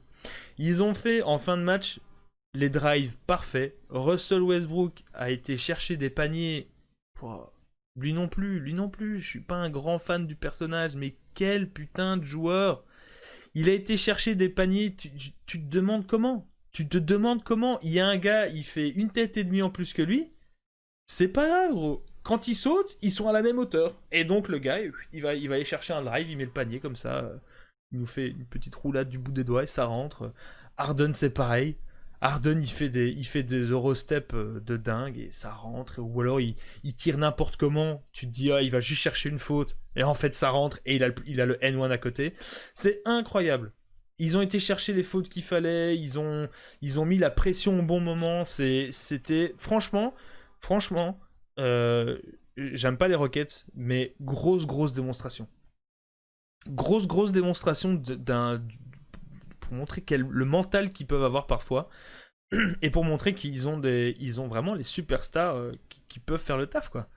Parce que d'un côté, vous avez Russell Westbrook et James Harden qui sont au-dessus du game, et vous avez Luka Doncic qui, on reviendra après sur les stats, mais nous sort encore un triple-double cette nuit. Il a sorti un triple-double encore, le gars, mais qui fait un quatrième quart-temps dégueulasse.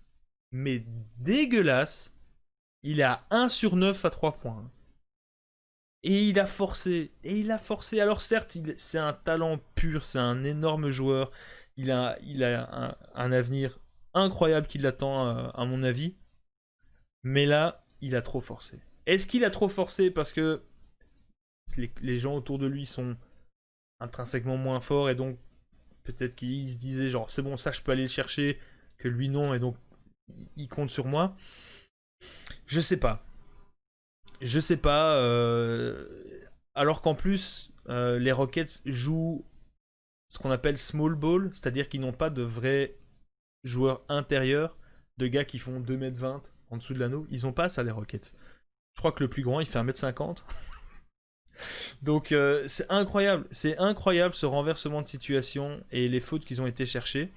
Et donc, comme je vous dis, ce comeback, on pourrait dire comeback des enfers pour les Rockets, c'est symbolisé par un quatrième quart-temps dégueulasse de Luka Doncic et par une remontée incroyable des Rockets avec, alors, dans les dernières secondes du match, il y a James Harden qui est excentré là, bien sur le côté. Il a la balle et tu te dis, ça, c'est bon, le mec là, il va temporiser. Il va chercher l'ouverture pour drive et peut-être aller chercher la faute. Ou alors, il va faire une passe, il va décaler, il va créer. James Harden, il est à 35 mètres du panier. Et il t'envoie une bombe. 3 points. Pour revenir à moins 4 dans les dernières secondes. Et là, alors que j'étais confiant pour les Mavs et que je me disais, allez, c'est bon, ça passe, tu vois. James Harden, il met un 3 points comme ça. Je me suis dit, non. Les Mavs vont perdre en fait. Je pensais qu'ils allaient perdre sans overtime. Bon, finalement, ça s'est joué en overtime. Mais à côté de ça, c'est un truc. Ce match est vraiment. Je vous ai mis le nom de la chaîne. Sur le truc. C'est MLG Highlights sur la chaîne YouTube. Allez voir le résumé du match. Franchement, que vous soyez fan ou pas de NBA, c'est quand même du spectacle. C'est du spectacle parce qu'en plus à la fin, alors là, James Harden, il arrive à choper des lancers, ça m'a fait péter les plombs. Et ils sont à -3, ok ? Mais ils n'ont que 2 lancers. Et donc potentiellement, ils peuvent mettre que 2 points. James Harden met le premier, ok ? Donc ils reviennent à -2. Facile. Tu te dis, bon, même s'ils en mettent un, les Mavs sont à +1, ils font la rentrée. Au pire, ils ont 2 lancers derrière et il y a moyen qu'ils gèrent, tu vois. Non. James Harden rate son 2e lancer. Et alors que tu te dis, bon, les Mavs, ils ont Porzingis et Maxi Kleber qui font 2m50, ils vont tendre les bras, ils ont le ballon. Facile. Ceux d'à côté, ils font 1m70, les bras levés. T'as Robert Covington, Rocco, qui saute au milieu de tout le monde, qui prend le ballon, qui la remet dans le panier. Hop là, comme ça les 2 points de retard, c'est refait, égalité, overtime. Je vous avoue que ce matin, j'étais avec ma tasse de café là. J'ai vu ce match. Ah ben, j'étais bien heureux de pas avoir traîné sur les réseaux sociaux de toute la journée. Parce que ce match était incroyable. J'étais un suspense de fou. Et de loin, le match le plus impressionnant que j'ai regardé jusque maintenant. J'ai pas vu tous les matchs, comme je vous ai dit, parce que j'avais pas le temps. Si je voulais préparer ce podcast et qu'on soit là à l'heure. Mais de loin, le match le plus impressionnant. Très très clairement. Après, si je veux un petit peu faire mon papy réac, je dirais que j'avais l'impression que les arbitres avaient le coup de sifflet facile. Après, on peut se dire ça avec chaque match de James Harden. Mais ça, c'est juste le gros haters en moi qui parle. Voilà. Ça, c'est le gros haters en moi qui parle. Et maintenant, pour faire juste un petit point. Alors là, maintenant, on va faire un point statistique. Juste pour vous parler des stats du match. On va mettre en lumière un joueur des Mavs qui m'a sidéré. Et on va parler d'un petit fun fact statistique de l'histoire. Dans laquelle... James Harden a écrit son nom encore cette nuit. Du côté des Rockets, donc on va juste prendre les stats des 2 duos. Hein. J'ai pas cherché les autres joueurs qui ont fait de bonnes stats, mais Luka Doncic, donc comme je vous ai dit, c'est triple-double, c'est 28 points, 13 rebonds, 10 passes décisives. Malheureusement, 1 sur 9 à 3 points, c'est dégueulasse. 6 fautes, et 6 fautes en NBA, c'est l'exclusion. Donc Luka Doncic n'a pas terminé le match, et je vous assure, allez voir sur Twitter ou sur YouTube ou quoi, quand Luka Doncic prend sa 6ème faute, le banc des Rockets explose. Les mecs sont heureux comme jamais. Ils se disent, c'est bon, la vraie menace de cette équipe, elle dégage, tu vois. C'était assez drôle à voir. Et ce triple-double de Luka Doncic, c'est son 15ème de la saison. 15ème de la saison. Hein. C'est solide. On n'est pas sur des stats à la Oscar Robertson ou Russell Westbrook, mais 15ème triple-double pour de la saison pour un mec comme ça, qui est pas très athlétique, comme Russell Westbrook qui, quand il saute, va toucher le haut du panier, pas l'anneau, hein, le haut du backboard. C'était assez impressionnant. Et Porzingis est en mode beast, 39 points et 16 rebonds, c'est monstrueux. Le mec est ce qu'on appelle en 30-15 vulgairement, parce qu'il est à 2 doigts de faire 40, hein, mais il est techniquement en 35-15, allez, 35-15, il est en 39-16, mais on peut dire 35-15, c'est une énorme perf. Et en parlant d'énormes perfs, on va quand même parler de ceux qui ont gagné le match. Russell Westbrook, 31 points, 11 rebonds et 8 passes décisives. On frôle le triple-double, mais un triple-double pas pour déconner, hein, un peu comme Luka Doncic. Russell Westbrook est à 13 sur 30 au tir. 13 sur 30. Ok ? C'est un truc de dingue. Le mec, vous imaginez la machine. Il a pris plus de tirs que James Harden. Et ça, il faut le faire. Parce qu'en vrai, James Harden, il a eu les lancers derrière. Et en parlant de James Harden, 49 points. Ok ? Je pourrais juste m'arrêter là. 49 points. 9 rebonds et 8 passes décisives. On est proche d'un triple-double de bâtard avec 50 putains de points. Waouh! Comme je vous ai dit, James Harden me rend bipolaire. Je le déteste, mais quand il joue, il me fait...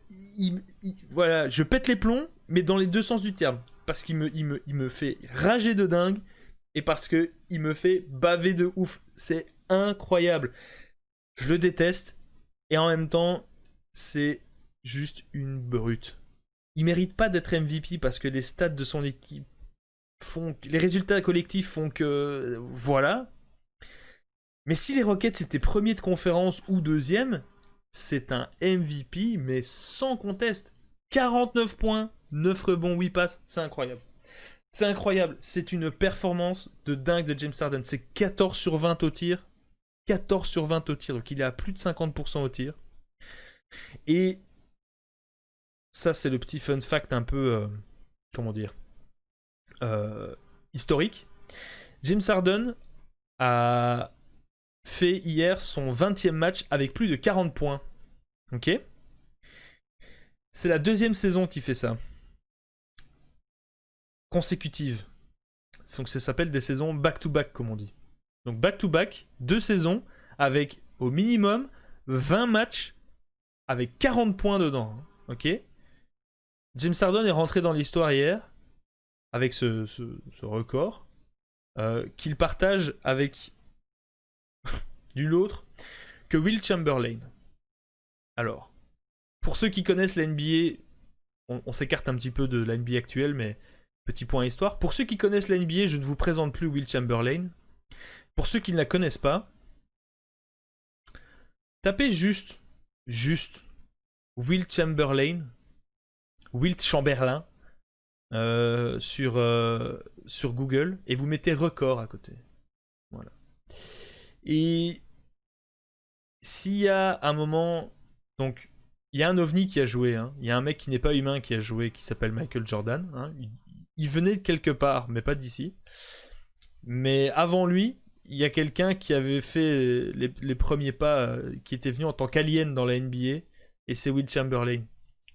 Alors, je vais juste vous sortir un record comme ça, pour peut-être le record qui symbolise le plus Will Chamberlain, pour vous montrer à quel point c'est un monstre de l'histoire. C'est le seul joueur... Vous êtes prêts ? La serviette est sur la nuque, vous tenez bien à votre siège.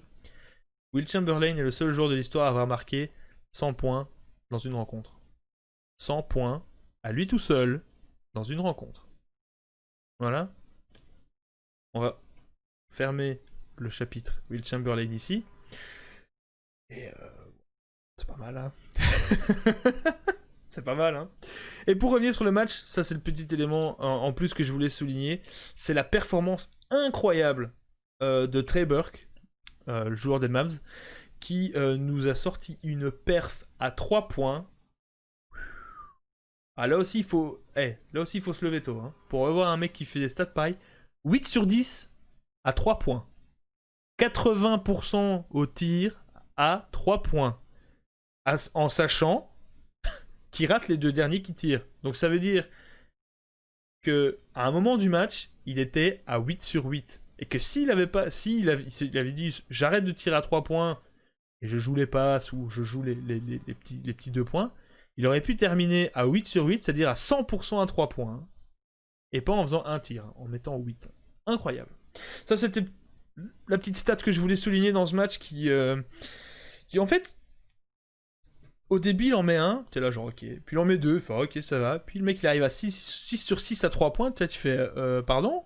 Puis à un moment, on lui décale la balle, kick out sur Burke, le mec, il shot, allez, 7 sur 7, merci, au revoir. Non, impressionnant. Franchement, c'était la petite stat que je voulais mettre en avant.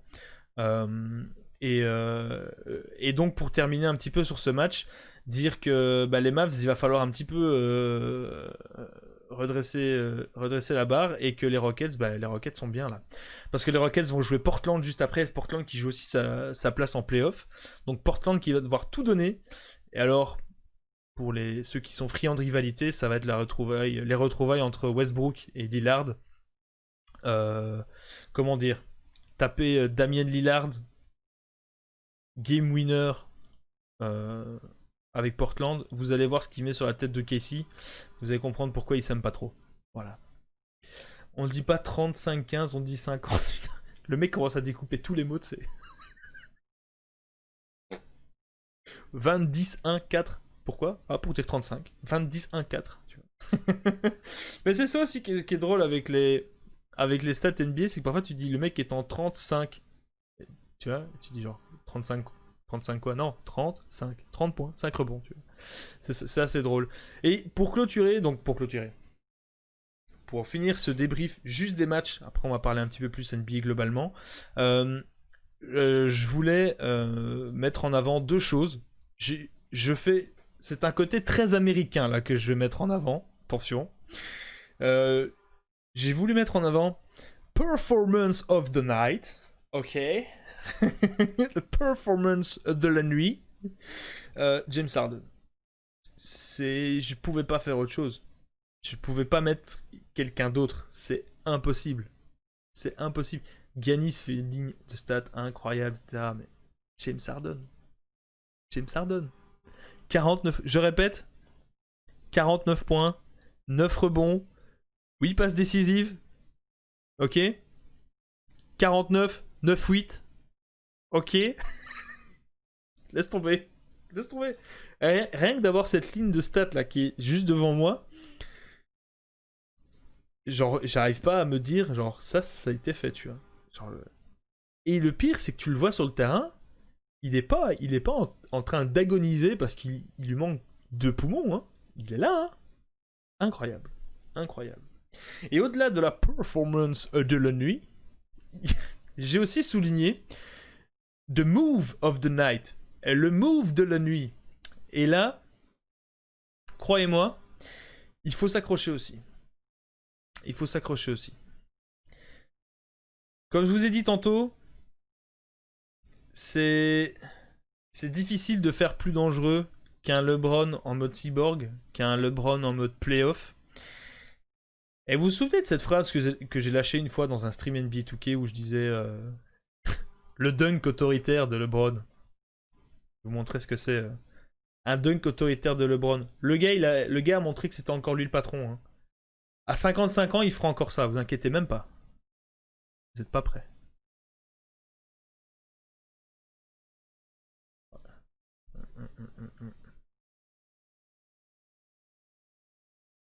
Voilà. Ça, c'est LeBron dans toute sa splendeur. Le problème, c'est que j'aurais bien voulu avoir le son et que je ne sais pas pourquoi j'ai pas le son. C'est pas grave. C'est pas grave. Non, LeBron James, c'est très impressionnant. Ce dunk est incroyable. Regardez ça. Il récupère le ballon. Il remonte la balle lui-même. Il voit le trou. Il y a 3 joueurs. Rien à foutre. Rien à foutre. Le mec s'en fout. Le mec s'en fout complètement de ce qui s'est passé, de ce qu'il y avait devant lui. Il s'est dit, let's go, j'y vais. Voilà. Et ça, c'était pour conclure le petit débrief NBA. Et maintenant, je vais revenir sur la question que j'ai eue plus tôt dans le live. C'était, on m'avait demandé qui est-ce que je voyais champion cette saison. Et j'avais dit que pour moi, les prétendants numéro 1, c'était les Lakers. Alors, et je vous ai dit que je voyais 2 cas de figure. Giannis est MVP en titre et pour moi doit le recevoir encore cette saison, donc serait MVP back-to-back. Le fait qu'il aille chercher un titre derrière, ce serait vraiment incroyable pour un gars aussi jeune, qui vient d'aussi loin et qui est devenu un monstre de la NBA, d'aller faire un MVP, peut-être un Defensive Player of the Year, c'est un autre trophée pour lequel il est en course, et en plus un titre de champion. Et ce serait mérité en fait. Ce serait mérité. Et je vois les Bucks le faire. C'est clairement possible. Et je vous disais, les Lakers, en fait, les Lakers, comment dire, ils ont une équipe incroyable. Ils ont un duo monstrueux. LeBron James, Anthony Davis, tu fais ce que tu veux. Il y a un moment où tu te dis que ça peut être champion aussi. Mais pour moi, voir les Lakers champions cette saison, ce serait avant tout genre une story genre incroyable. Petit rewind, petit retour en arrière. L'année 2020, c'est une année de merde. Hein. Ça, je vous fais pas... je vous fais pas un dessin. Hein. Pas besoin de vous rappeler tout ce qui s'est passé. Mais en début d'année, la NBA a vécu 2 drames coup sur coup. La NBA perd son ancien commissionneur, son ancien grand patron, David Stern. Si je dis pas de bêtises, en plus c'était le 1er janvier. Quand on commence l'année, mais genre 2020, ça commence, tu vois. Et puis, 25 jours plus tard, je pense que c'est arrivé à ce moment-là, si je dis pas de bêtises, le 26 janvier, la NBA et tous les fans, tout le monde, tous ceux qui regardent ça de près ou de loin, ou qui l'ont connu, on perd Kobe. On perd Kobe Bryant, qui est décédé dans un accident d'hélicoptère avec avec sa fille et 7 autres personnes, 8 autres personnes. Et pas besoin de vous faire un dessin pour vous montrer le drame que ça a été. Moi, le premier, hein, j'ai profondément été touché par cet accident. J'ai vraiment eu du mal à m'en remettre. Hein. J'ai passé 2 journées horribles quand j'ai appris la nouvelle. Et donc, pour vous dire, les Lakers qui gagnent, en vrai, ce serait tellement une story incroyable. D'un LeBron qui vient à Los Angeles, où il se dit qu'il veut écrire encore un peu son histoire dans une des plus grandes franchises de l'histoire de la NBA, les Lakers quand même, une des plus grandes franchises de l'histoire, qui a vu passer les plus grands. Et LeBron qui dépasse Kobe au scoring, Kobe qui meurt quelques jours plus tard, et là de se dire que LeBron peut le faire, tu vois.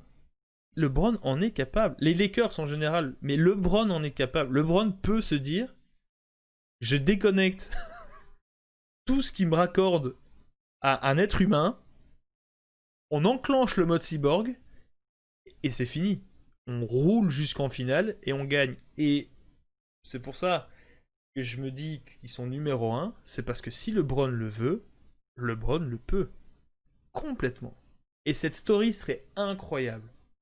Pour LeBron, qui évidemment était très, très proche de Kobe, mais pour les fans des Lakers en fait, qui ont vécu une année, qui ont vécu ces dernières années en termes sportivement parlant, horrible. Les Lakers ces dernières années, c'est dégueulasse. Qui espéraient voir un renouveau avec LeBron, qui ont cette tragédie autour de Kobe Bryant, potentiellement LeBron qui peut arriver derrière en disant, je vois pas LeBron ne pas arriver en finale, remporter le truc et soulever le trophée sans pleurer toutes les larmes de son corps en disant ça c'est pour Kobe, tu vois.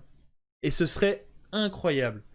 Ce serait, je pense, moi en tout cas, ça rentrerait dans mes plus grands moments de l'histoire de la NBA. LeBron qui arrive en mission et qui se dit ce titre c'est pour Kobe et qu'il le fait. Vous mettez LeBron où vous voulez en fait, sur l'échelle du GOAT, comme on dit, l'échelle de la chèvre, l'échelle du greatest of all time. Vous le mettez devant Michael Jordan, vous le mettez derrière, tout ce que vous voulez. Ça ne regarde que vous. Moi je le mets derrière, c'est mon avis. S'il fait ça, je dis pas que ça va, je vais me dire genre ok maintenant je le mets devant Jordan, mais tu peux pas déjà contester la greatness de LeBron, mais avec un truc pareil, vas-y. S'il y avait encore quelques bouches à fermer, tu vois, des petits haters par-ci par-là, j'espère juste qu'ils vont se taire à tout jamais, parce que ce serait incroyable. Et c'est donc pour ça que je dis que, comment dire, la raison voudrait que ce soit les Bucks, parce que les Bucks sont une équipe incroyable avec un meneur qui est Giannis, qui est un des plus grands futurs de l'NBA, qui est un des plus grands futurs de l'NBA. Mais le cœur, même si je suis pas un fan des Lakers, je sais que je préfère les Celtics. Dans l'histoire de l'NBA, je préfère les Celtics. Le cœur veut que ce soit les Lakers quand même. Parce que ce serait juste incroyable cette story que je viens de vous expliquer. Mais voilà, ça c'est mon avis. Ça c'était par contre 100% subjectif. Ah mais totalement. Il y avait rien d'objectif dans ce que je viens de dire. Et vous partagez mon avis, ok. Vous partagez pas mon avis, ok aussi. Hein. On peut en débattre. Moi je vous dis, hein, tout ce que je viens de vous raconter ici pendant ces 2 heures, parce que je vois que ça fait déjà 2 heures, c'est comme je vous ai dit, hein, s'il y avait 98% de subjectivité, 2% d'objectivité, voilà. Moi, je vous invite à ce qu'on en débatte ici, à ce qu'on en débatte sur Twitter. Hein. Sur Twitter, n'hésitez pas à venir follow. On peut même en débattre par statut interposé. Et même, vu que cette vidéo va arriver, à en débattre dans les commentaires sur YouTube. Pourquoi pas essayer de ramener une petite communauté à en débattre sur comment vous avez vécu ce retour de la NBA, ce que vous voyez pour les playoffs, tout ça. Et voir ce que ça nous réserve pour la suite. Et là, on arrive tout doucement à la fin. Pas du stream, évidemment, mais bien du podcast. Et j'espère que ça vous a plu. J'espère que ça vous a plu. C'est un exercice, c'est la première fois que je faisais ça, ce petit format-là. Donc j'espère que ça vous a bien plu, que vous avez bien kiffé. Si vous avez des questions, encore une fois, n'hésitez pas. J'ai très chaud. Déjà parce qu'il fait chaud, mais parce que je stresse beaucoup.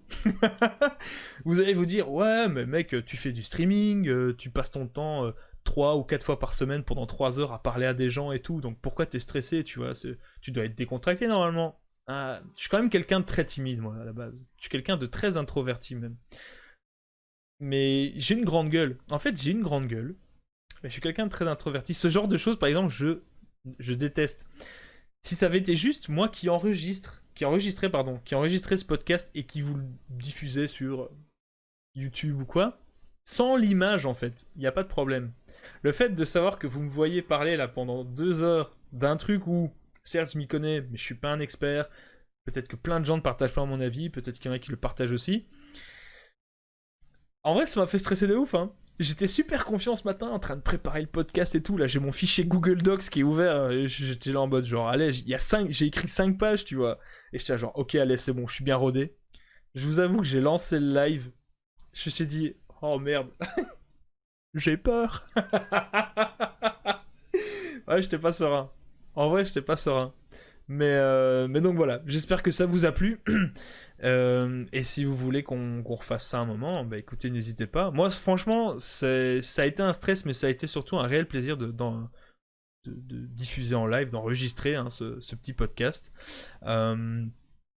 Et donc ici, la saison NBA a repris. Si jamais ça vous dit, et en fonction évidemment des horaires de travail que j'aurai à côté, on pourrait refaire cet exercice. On croirait à l'école. On pourrait refaire cet exercice. Juste avant les playoffs. Les playoffs commencent le 17 ou le 18 août, si je dis pas de bêtises. C'est quand même déjà, hein, dans 2 semaines. Donc si ça vous dit, si vous êtes chaud, si ça vous a plu, on peut refaire ça. Ou là, en fait, par exemple, le truc, ce serait tout simplement en fait de faire un point sur ce qui s'est passé pendant ces 8 matchs et peut-être ceux entre le 8e et le 9e comme je vous ai expliqué au début, de faire un point là-dessus, de voir où en sont les classements définitifs des 8 équipes de part et d'autre, de voir qui participe aux playoffs, de voir qui va jouer contre qui, et peut-être en fait de faire des genres de mini pronostics, vous voyez, un débrief de tout ce qui s'est passé, pas match par match, hein, c'est mort, hein. C'est mort. Mais faire vraiment un débrief général sur les 8 matchs de saison régulière qu'il y a eu, et après faire des prédictions sur les playoffs, encore une fois avec vos avis, qui sont évidemment les bienvenus, et vos questions aussi. Donc pourquoi pas. Si cette idée vous branche, moi en tout cas ça me chauffe, et si cette idée vous branche aussi, pourquoi pas. Moi franchement je suis chaud de repréparer ça, en me disant que je vais vraiment suivre la NBA au jour le jour et voir un petit peu ce que les équipes et les joueurs font. Et pourquoi pas. En vrai, je stresse beaucoup aussi parce qu'il y a une chaîne de basket que je suis qui s'appelle Trash Talk et qui a publié une vidéo aujourd'hui sur genre les questions par rapport au retour de la NBA. Donc je l'ai pas encore regardé, hein. Je me suis dit je vais pas la regarder avant le stream sinon ça va me faire stresser de ouf et ça a peut-être un peu biaisé mon avis. Du coup voilà. C'est la fin. C'est la fin du podcast.